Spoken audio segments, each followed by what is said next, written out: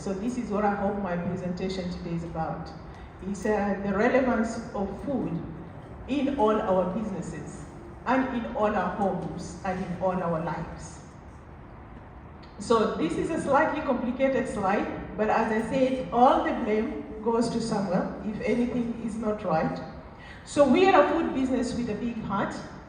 We almost operate as a social enterprise, but we are actually a profit-making company. But we have placed a lot of emphasis on impact. And our impact is not just about creating opportunities, but sharing our knowledge and skills. And also pioneering ideas. So we are like disruptors or innovators to improve concepts or prove concepts. So that other people who are fearful, as businesses here today, you know, every day you wake up a fear of something or some sort. But we are here also as an example of a business that has not feared failure, has got headlong to try ideas that come to us. So we thrive on ideas, we thrive on creativity, but most importantly, we thrive on collaboration and partnership. We have taken our ideas much more than just being a UK-based company, much more being just a Kenyan-based company, because we started as a Kenyan business, and over 30 years, we have modeled ourselves in order to survive.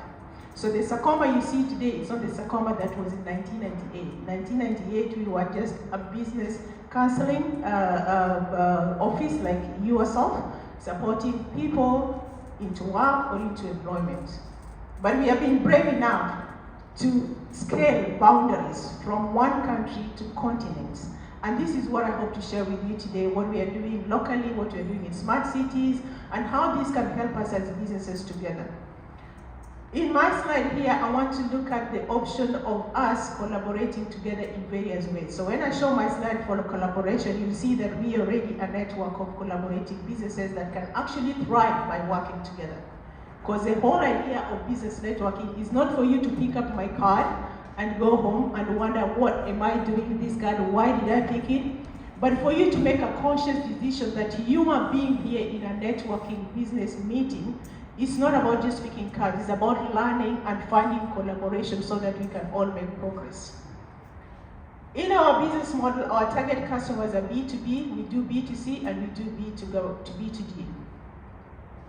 In our B2B operations or business model, we are not just selling food, but we are actually providing solutions around food and food production. We have a massive knowledge about food production. I started as a farmer. I grew up in the village, by the way, and I tell people I used to walk barefoot. And people come, my kids especially, and my grandkids, when I tell them, I actually didn't buy my first shoes until I went to secondary school. And of course, when I say secondary school, they don't understand what is secondary school. You know? So, but I say it's the past experiences that have made me to who I am today. So I respect the past as I work into the future. And as a business, I hope that I am imparting this knowledge to both my staff and to the people that partner with us. This is our history. It's a long history of being a business development organization, being a partnership company, working with universities, researching. Until today here, we are a business that is providing solutions. So where is the foundation of our food business? Food production is one of the highest contributors of global emissions. 33% of our global emissions come from food, farming, processing, distribution, consumption, waste. You know, when we talk about food waste in the UK, we are talking about almost 20 to 25% of the food that is good enough to eat goes to waste.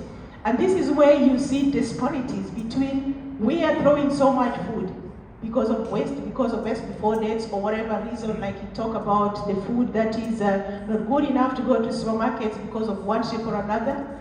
But on the other hand, we have a community of people who are lacking food. So where do we create a balance as businesses? How do we provide solutions so that globally there are no disparities? When I talk about emissions in the Food Association, I want to give an example of avocado because I have one of our avocado farmers and businesses here. Did you know that one avocado is equivalent to 72 kgs of carbon dioxide per year? So technically speaking, it's equivalent to you driving 297 kilometers. I need to convert this into miles. Somebody at the mathematicians, you can convert this for us. It's also equivalent to heating your home for 11 days. One avocado.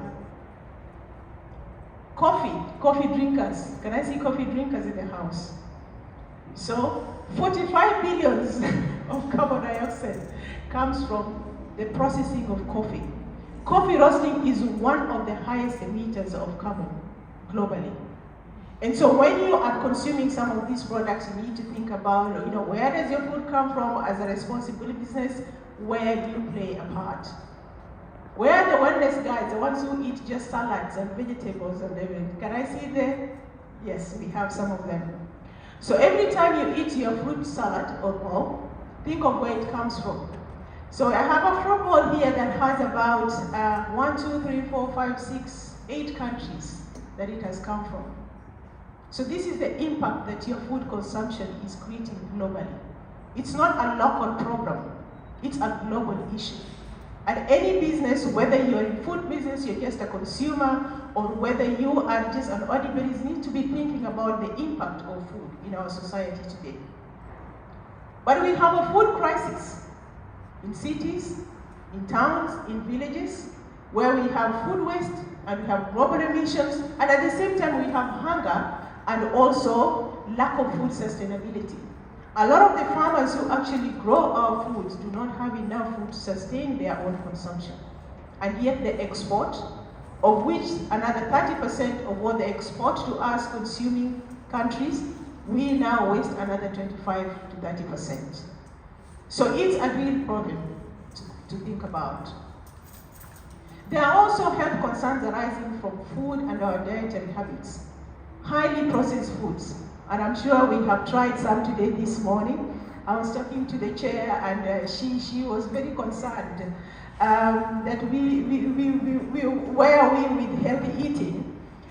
But highly processed food has been documented as the major cause of some of the health issues we have today, things like obesity, type 2 diabetes, and we have a lot of heart problems for highly processed foods. So where does Sacoma come in? So as a food business, we're not just about selling food or buying and selling to make a profit. We are actually in the business of providing solutions. So how can we create opportunities and solutions that enable other businesses to produce new forms of food products that A, are good for health and well-being, 2, are good for our environment. So we have a double bottom line solution, which is about health and well-being for people and for environment. And how do we create this? We create this by working with other businesses in order for us to tap onto the green growth that is now happening all over the world. It's not just the UK.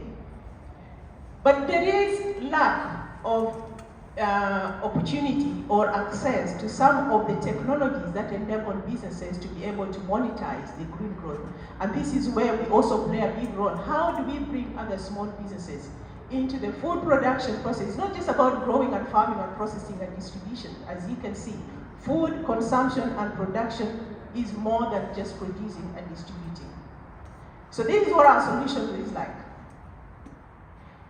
We have a collaborative business model that has shared value. And when I say shared value, like now I am sharing knowledge and experience from you, I'm sharing value. But then how do we create value so that you, I, and everybody else in this network is able to collaborate with us? We look at technologies that will enable us to be more efficient and to move much faster. So in our building today we have Irene, who is an AI expert who has joined our team to be able to support us for our small businesses to be able to begin to bring their data on board so that we can take advantages of the new technologies. We also create value in terms of creating intellectual property rights. The biggest problem globally for producers is that they do not own the assets that they use to produce the food that we consume. What do I mean by that? Smallholder farmers from every part of the world have not documented their processes. So they do not own the intellectual property rights of their processes, and so they cannot monetize it.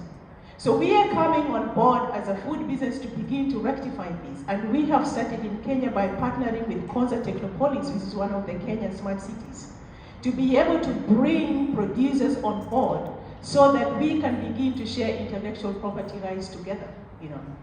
We also capturing value. When we find producers that have high value and network, we bring them into our collaborative networks so that together we can grow as a business and a business community.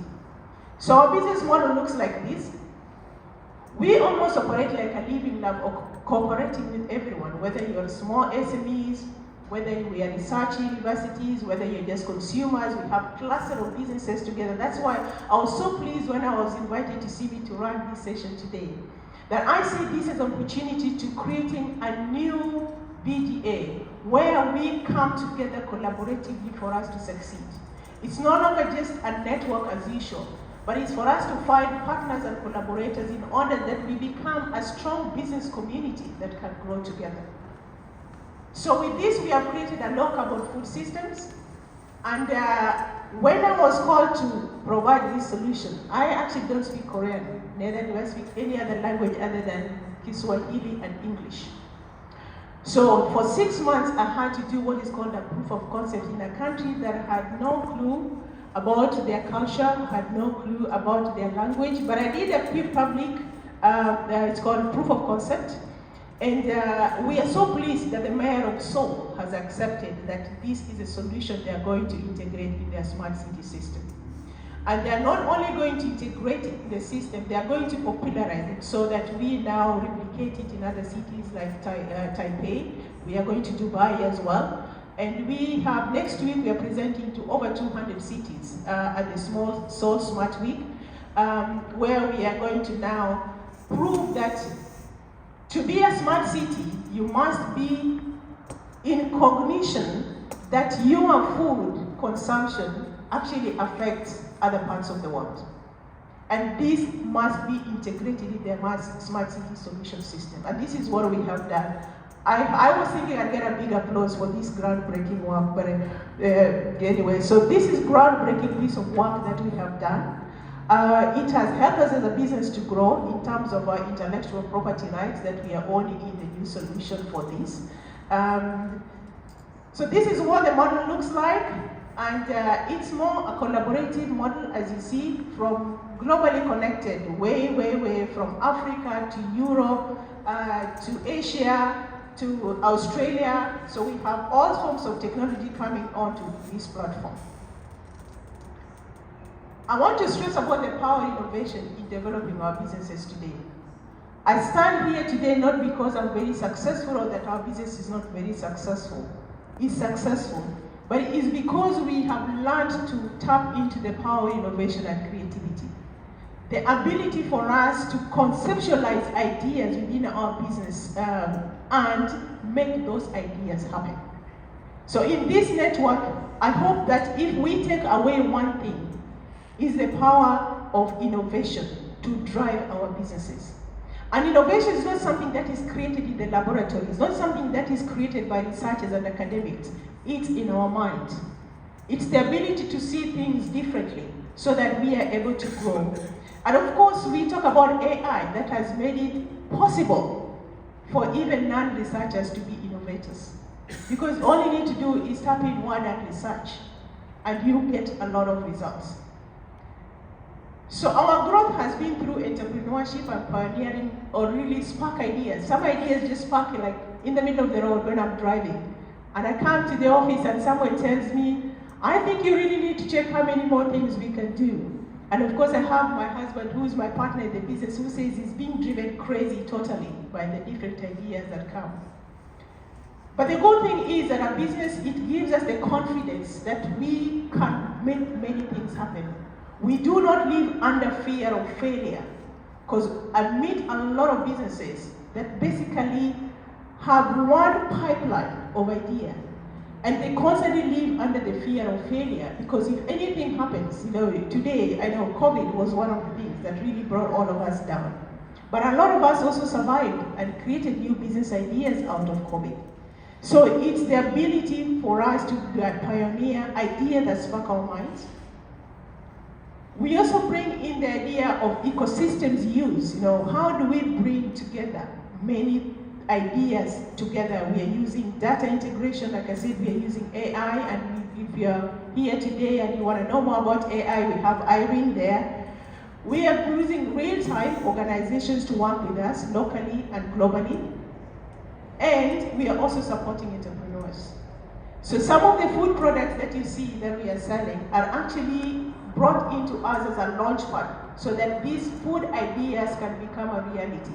And we do this through a food school which we run in Barking and Dagenham. And I have busy you are, Dr. Nusman, you said you tried the sauce? There is the Lady B, so she's the one who tried her sauce. So we support local talent, and honestly, I think from today it would be so good to work with the food bank for them to find some of their beneficiaries who might be interested in working in the food sector. We have a course running from October where we can invite them to try their food talents and ideas, and if they have a talent or idea, we develop them to help them to develop food products that are ready for the market. And we put a lot of time and energy and expertise in helping businesses to become food entrepreneurs. At Sacoma, we have a roadmap, and this roadmap, as you can see, is faced in different ways. It's scaling up, it's innovation, it's partnership, it's talking to communities like us, bringing us together as strong business communities. I've talked about sharing intellectual property rights, which we share across all the board, our partners, our food producers, our networks, the technology providers, all come on our board to share. The future is now, and as I have said previously, as businesses, I believe all of us are small to medium businesses here, there are large businesses here, you're welcome. I think that the future has never been made more equal. With AI, even post-COVID, the world has become flat. Opportunities have become more for our businesses to become even better. We talk about green growth, we talk about green skills. I see she's coming and I'm racing on my presentation. I'm looking at you from the corner of my eye. So there are global success stories of some of the ideas I've talked about, the ideas that sparked in people's mind and they tried them. We talked about smart cities, we talked about regenerative agriculture. We have talked about bringing people together. Entrepreneurial insight from me is that we need to address food systems and challenge the current status quo. Can we make it better? Can we make it better for people who don't have enough to eat? Can we make it better for people who produce and then still don't have food sufficiency? Can we make it better for food that goes into landfills? Can we make it better to reduce the emissions that come from producing and processing our foods that come to us? Can we collaborate together to find new ideas and solutions? So this is my call for action. Let us all come together to collaborate. Let us make CIMI BGA to be the place where we can bring in our ideas so that you're not just called upon every meeting to come and attend. Be an active participant so that we can collaboratively find solutions to challenges to our businesses, find collaboration, find spark ideas that you didn't have before. You don't know, maybe you are a manufacturing business, or I don't know, shoes or something, and you might just find an idea relevant to food sector. So this is my call for you today. Let this BGA meeting today be the beginning of a better future for us businesses. And I end up by saying, thank you so much. I've got an angel there that is half seen, half is, so we can all fly to this brighter, bigger future starting from today. Thank you very much for listening to me. I hope I have been eloquent enough. And thank you again, Ms. for everything.